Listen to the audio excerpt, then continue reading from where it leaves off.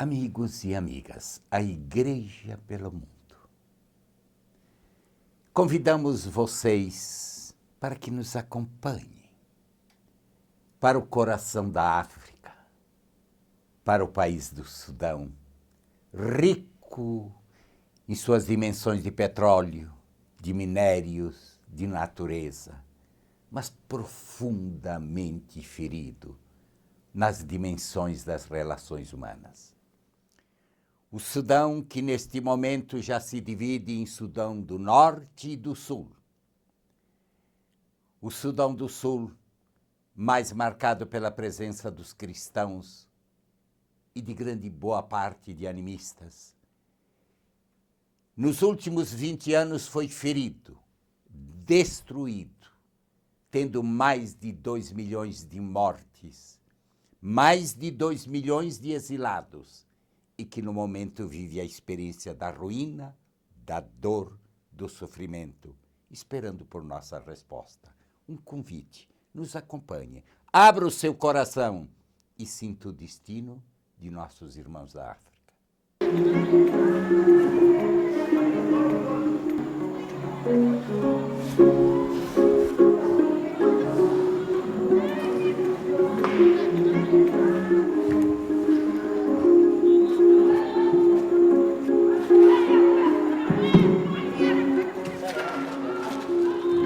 O bispo Akio Johnson disse em uma declaração muito sincera que ele acha que todos nós, e falou na primeira pessoa do plural, duvidamos da existência de Deus em um momento ou outro.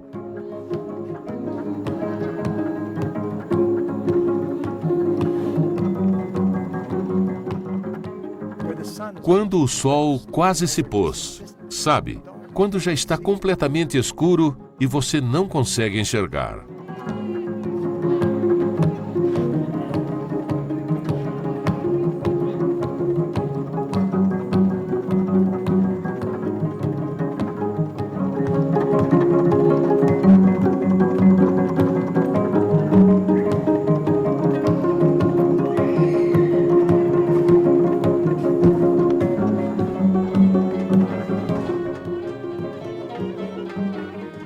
O Sudão é um dos maiores países da África e, apesar de ser muito rico em recursos naturais, como petróleo, ouro e cobre, é também um dos países mais pobres do mundo.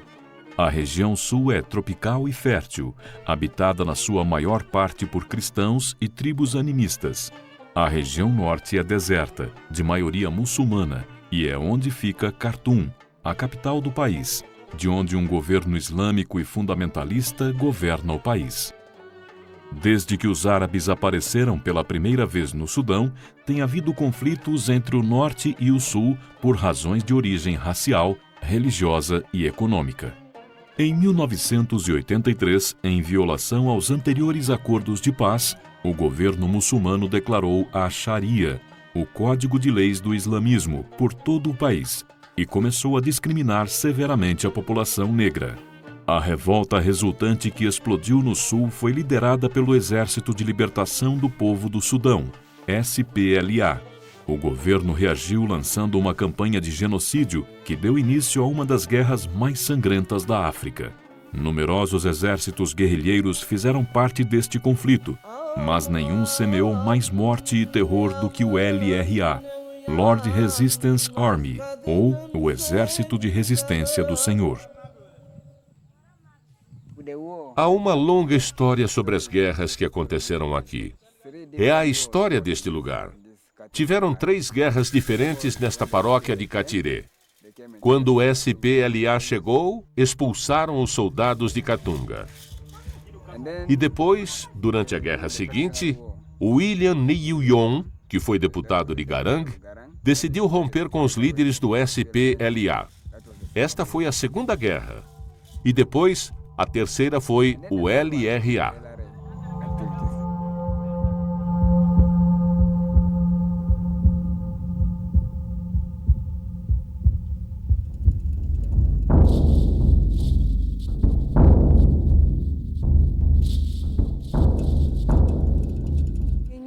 O LRA disse: juntem-se num lugar para podermos ter uma reunião. Seremos agora o seu povo.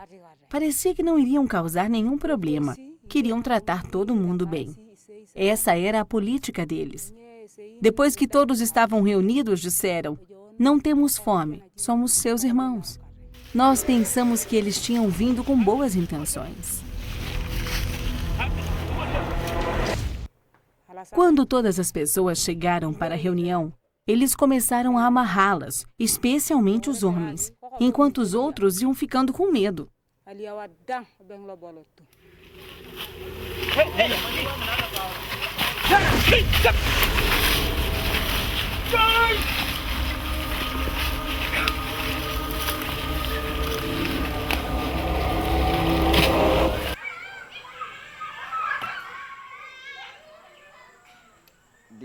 Esta paróquia estava isolada da diocese desde 1992. Se passaram 16 ou 17 anos desde a última vez que um padre esteve aqui. No ano seguinte, em 2008, decidi tomar uma atitude. Não tinha nenhuma possibilidade de fugir e não tínhamos para onde ir. Começaram a matar todos os homens. Eu vi com os meus próprios olhos. Todas as mulheres e crianças foram mantidas naquele lugar por 7 dias. Todos passavam fome. Não tinha comida nem água.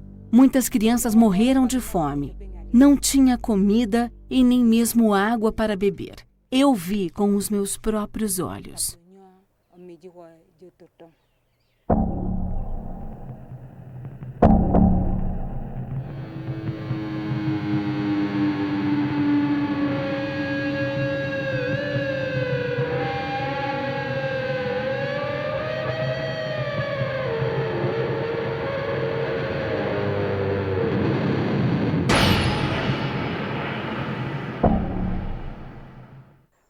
Praticamente não tinha estrada, porque tinham explodido as 2 pontes. São cerca de 50 quilômetros de Torite. Eu fui numa moto. Ia numa velocidade de caracol. Caí na estrada várias vezes, mas fui persistente. Tinha que conseguir chegar até aquelas pessoas. Mas algumas pessoas conseguiram escapar. Eu estava no meio dos que fugiam dos soldados do LRA e consegui escapar.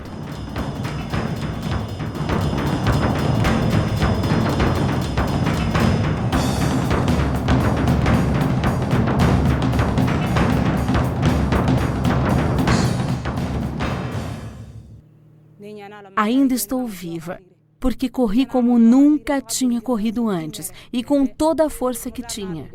Os outros que não tiveram força suficiente foram mortos a facada ou a tiro.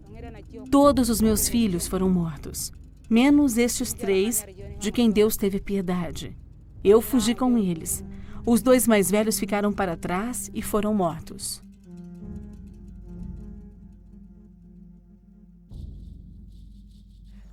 Então, quando atravessei a primeira ponte, anoiteceu.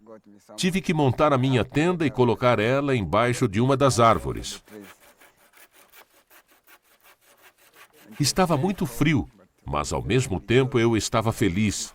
Estava ansioso para encontrar alguém aqui. Na manhã seguinte, continuei então a minha jornada e cheguei aqui por volta das 10 horas da manhã.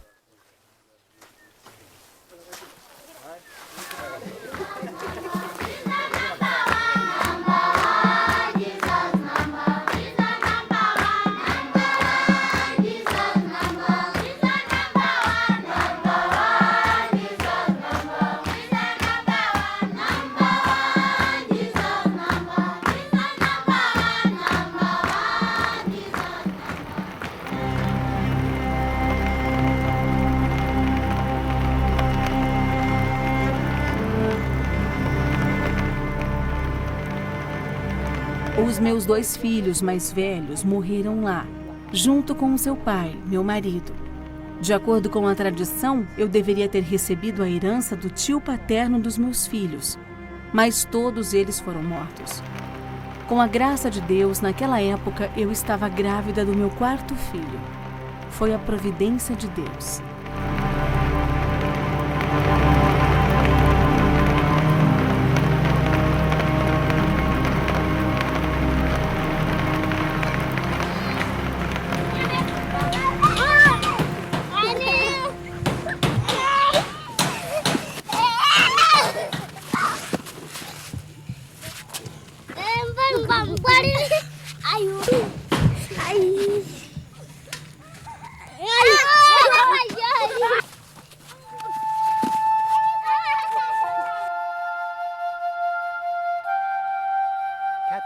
Catiré é uma comunidade que sofreu muito durante a guerra.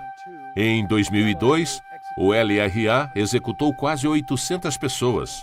Então, uma geração inteira foi exterminada. Eles ficaram sem sacramentos por 16 anos e tinham enviado mensagens dizendo: por favor, venham até nós, precisamos da Eucaristia. Quase como os primeiros cristãos que o Papa Bento menciona no seu documento na Eucaristia, dizendo: não podemos viver sem a Eucaristia. Por favor, enviem alguém. Depois começaram as celebrações. Eu fiquei aqui durante 4 dias. Começamos a celebração do Tríduo Pascal. Foi também muito difícil, porque tínhamos uma geração inteira que não sabia o que era um padre ou um religioso. Começamos praticamente do zero.